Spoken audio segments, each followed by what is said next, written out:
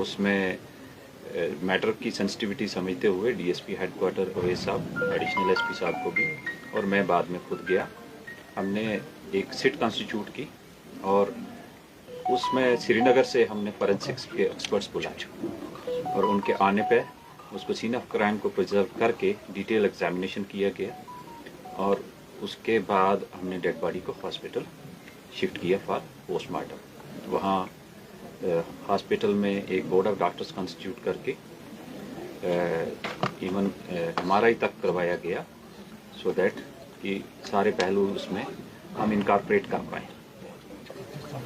इसमें जो initial investigation में वहाँ जो स्टोरी और कुछ स्टेटमेंट्स दी गई कि ये 2 बच्चियां घर से निकली थी, आगे किडनैप अबडक्शन किया गया और उसके बाद आगे इसको मार दिया। लेकिन मजीद इन्वेस्टिगेशन पर पता चला कि ये फैक्ट्स करोबरेट नहीं हो रहे। जिस रोड से, जहाँ से, जिस लोकेशन से डेड बॉडी मिली है उसके एंड पे जाके अगेन सीसीटीवी है और बिगिनिंग में डिसीज्ड के घर में भी सीसीटीवी कैमरास लगे हुए हैं। उसका टेक्निकल एग्जामिनेशन करवाया गया और जहां से किडनैपिंग की प्लेस दिखाई गई, अबडक्शन की दिखाई गई थी, उस जगह पे एक बाड़ी दिखाई, एक पैडी फील्ड टाइप के अपनी, तो कि यहाँ से निकले थे। उस लड़की ने जो स्टेटमेंट इनिशियल दी थी एल्डर सिस्टर ने, वहाँ मैच बिल्कुल नहीं किया, वो लॉक थी। और फिर हमने सस्टेन इंट्रोगेशन करके पता चला कि बड़ी जो एल्डर गर्ल है उसका भी हमने मेडिकल एग्जामिनेशन उसी समय करवाया था हॉस्पिटल में और उसने जाके अपने कजन के घर में अपने ड्रेस चेंज किए थे जो कि हमने रिकवर किए, जिस पर ब्लड लगा हुआ था, अच्छा खासा ब्लड स्टेंस थे।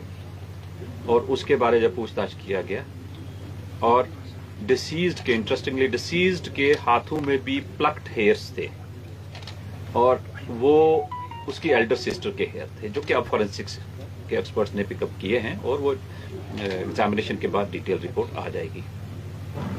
आफ्टर दैट इसका इंट्रोगेशन किया गया।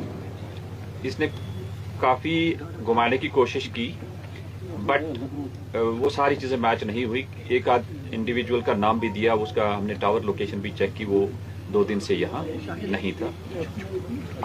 There after she sustain interrogation के बाद एडमिट किया कि उसने ये अपनी सिस्टर को जब वहाँ अपनी ज़मीन में ले गए थे उसके साथ वाली जगह पे, उससे पहले दिन अपनी मदर के साथ जाते हैं, उसकी घड़ी रह गई थी वहाँ, उसको ढूंढने के लिए वो मिली और छोटी सिस्टर के साथ अल्टरकेशन हुई और फिट ऑफ रेंज में उसमें एक दूसरे को इनने पंचेस मारे। देर आफ्टर एल्डर सिस्टर ने एक वहाँ से रॉड उठा के, वुडन रॉड स्टिक, उसके सर पे मारी, वो बेहोश होगी।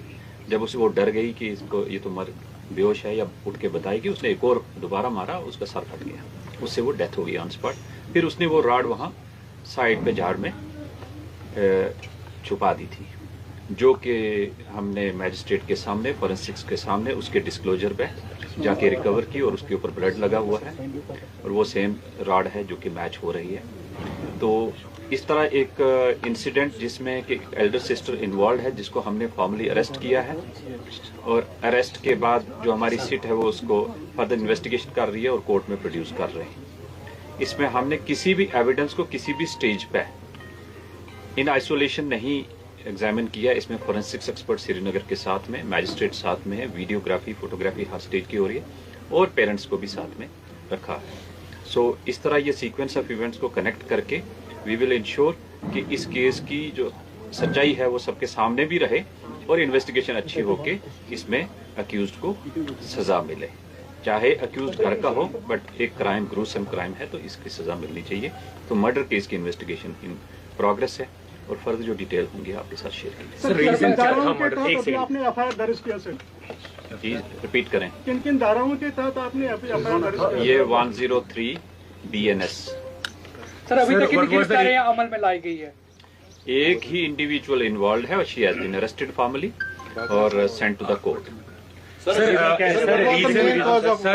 what was the reason of altercation? What was the reason behind the murder? इन बच्चों के टेम्परामेंट बहुत हाई थे और माइनर अल्टरकेशन पे उनका स्कफल हो गया और उसके चलते उसने write off fit of rage में उसके एक रॉड से सर पे मार दिया और उसको डर के मारे कि अब ये घर में ना बताए, उसने उसको जान से मार दिया। सर क्या इस केस में और भी अरेस्ट मुतवक्का है?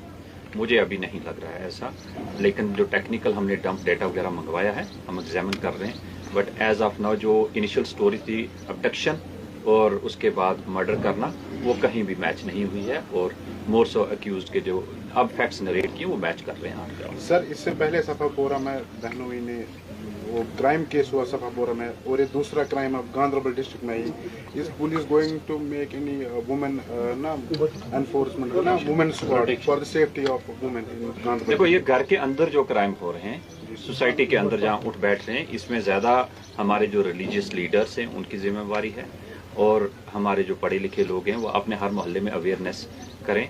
हमारी जहाँ मदद होगी, ज़रूरत होगी तो हम करेंगे, बट कि र्यूमर्स पे मत जाइए प्लीज़। कल कोई खुद ही अपनी इन्वेस्टिगेशन करके हवा में कोई 2018 का इंटरव्यू चढ़ा रहे हैं, तो उससे क्या है कि हमारा वो फाइनल वर्जन नहीं होता, तो उससे क्या है कि जो अक्यूज एक्चुअल अगर होगा तो वो बेनिफिट ले लेता है। तो प्लीज़ र्यूमर्स मॉन्गरिंग मत करें, that is my request. Thank you.